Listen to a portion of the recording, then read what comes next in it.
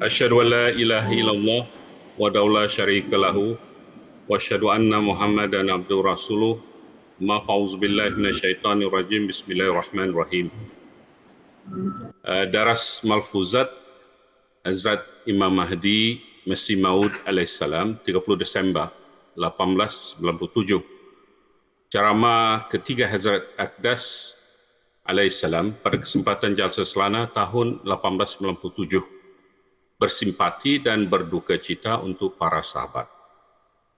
Huzur alaihissalam bersabda, sebenarnya hubungan antara saya dan sahabat-sahabat saya ialah seperti anggota tubuh badan.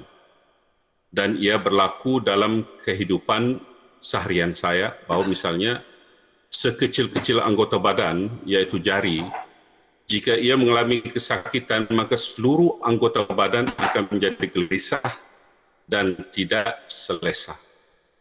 Allah Ta'ala sangat mengetahui bahwa seperti itu juga setiap waktu dan setiap saat saya berfikir supaya sahabat handai saya sentiasa berada dalam setiap jenis ketenangan.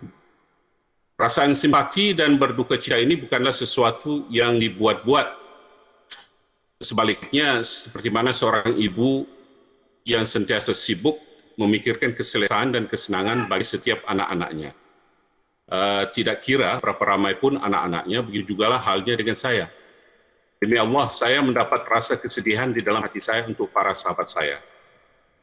Dan rasa simpati seperti ini begitu menggelisahkan apabila ada di antara sahabat-sahabat saya mengirim surat-surat yang menyampaikan kabar tentang kesukaan atau penyakit yang dialami, lalu membuatkan keadaan diri saya menjadi gelisah, resah gelisah, serta perasaan sedih turut menyelubungi. Bagaimana anggota jemaat semakin ramai, demikian juga kesedihan semakin meningkat. Dan tidak ada satu waktu pun yang terkecuali dari segala jenis perasaan sedih dan duka. Karena dari kalangan sahabat yang begitu ramai jumlahnya, pasti ada saja dari kalangan mereka yang membuat saya turut bersedih dan berduka atas kesusahan yang menimpahnya. Dan atas kabar yang diterima dari mereka membuat hati menjadi bimbang dan tidak tenang. Saya tidak dapat jelaskan sebanyak mana masa yang saya lalui dengan kesedihan. Disebabkan selain daripada Allah Ta'ala tidak ada wujud lain yang boleh menyelamatkan seseorang dari kesedihan seperti itu.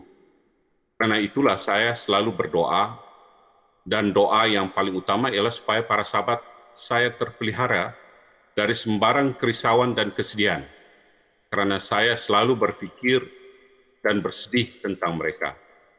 Dan kemudian saya berdoa secara menyeluruh bahwa jika ada sesiapa yang menghadapi kesedihan dan kesusahan, semoga Allah Ta'ala menghindarkan mereka darinya.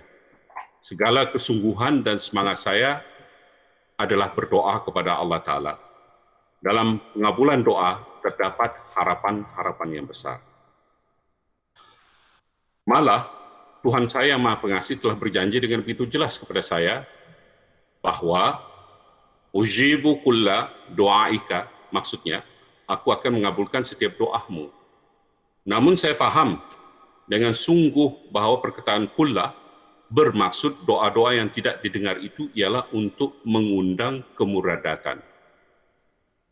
Tetapi jika Allah Ta'ala berkehendak untuk melakukan tarbiyat dan islah, maka menolak doa itulah merupakan satu pengabulan doa. Kadang-kadang seseorang tidak berjaya dalam setengah doa mereka dan menganggap bahwa Allah Ta'ala telah menolak doanya. Sedangkan dia mendengar doa orang itu dan mengabulkan ia dengan bentuk penolakan karena baginya, di sebalik tabir pada hakikatnya, kelebihan dan kebaikan sebenarnya terletak pada penolakan doa tersebut. Oleh karena manusia itu lemah dan tidak berpandangan jauh, sebaliknya mementingkan secara zahir, karena itu lebih wajar baginya bahwa apabila dia berdoa kepada Allah Ta'ala dan secara zahirnya ia berkesudahan tidak balik, maka janganlah berfikir buruk terhadap Tuhan bahwa dia tidak mendengar doaku. Sedangkan dia itu mendengar doa setiap orang. Sebagaimana dia berfirman, "Ini astajib lakum," surah Al-Mu'min ayat 61, yakni berdoalah kepadaku, aku akan menjawab doa kamu.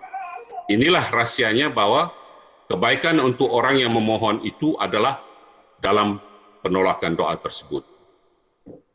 Malfuzat Jilid 1 edisi Baharu Urdu halaman 89 hingga 91. Assalamualaikum warahmatullahi taala wabarakatuh.